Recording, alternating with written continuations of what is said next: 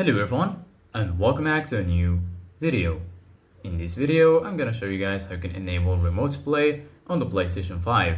So if you guys want to learn how to do it, just follow the steps that I'm gonna show you.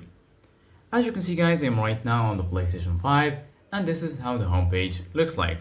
So right here, as you can see guys, you're gonna find your games and applications. Here in the right, you're gonna find your game library. If you click on it right here, you're gonna find all of your installed games and apps in this device. Here in the left, as you can see guys, you're gonna find PlayStation Plus and also PlayStation Store, and right here in the top you're gonna find all of these sections. Here you're gonna find games, media, search, settings, and lastly right here you're gonna find your profile icon.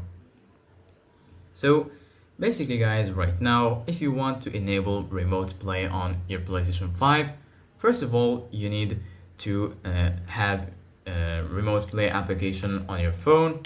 So just go to Play Store or App Store and make sure you install this application, Remote Play. And then once you do that and once you install Remote Play, make sure you connect it or open the Remote Play. And then once you do that, go ahead and press the share button and also the PS button on your controller for 3 seconds to connect your controller to Bluetooth. So once you enable Bluetooth on your controller, you're gonna be able to connect Remote Play application to your controller automatically, and then you're gonna be able to enable Remote Play from your phone or from your PlayStation 5 device to your phone.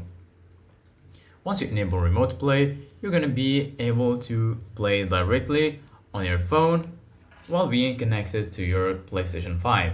So this is it guys for today's video. Thank you guys for watching. See you guys in the next video.